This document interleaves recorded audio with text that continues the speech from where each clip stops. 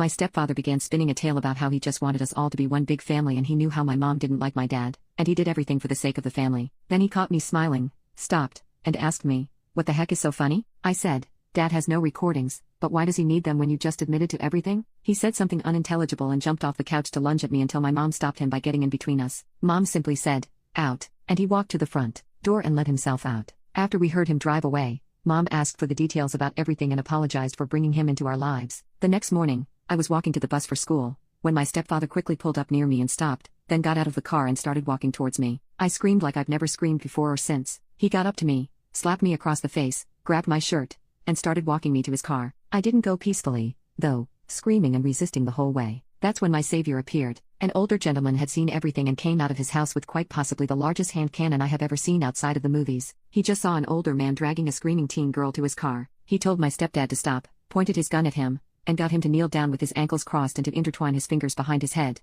So I believe he was former military. Isn't that how you are taught to take prisoners? I don't know for sure. His wife had also seen everything and called the police, then came out and began soothing me. When the police arrived, 2 cars, 4 officers in total, my savior put his gun down and raised his hands to show the police he meant no harm to them, and that he was not a threat. My savior's wife said that she was the one who called and said that she and her husband had seen a man pull up, grab a young girl, and begin dragging her to his car when they decided to interfere for my safety. I then confirmed the story but did not mention he was my stepfather. The police asked for IDs and noted that my student ID had a different last name and had no sign of the name my stepfather was calling me. At the time, I went by my middle name, but my student ID had my actual first name, and I had kept my original last name, so it was different than his. Despite his attempt to claim he was my father and was just disciplining me for something, he was handcuffed and taken away in one of the cars, while the other car drove me to school, where the officer went in and told the attendance office lady that I had been the victim of an attempted kidnapping and that's why I was late. He later showed up after school to give me a ride home and stayed in the house with me until my mom got off work and came home. My brother, who was unaware of my day's adventures, came home and me,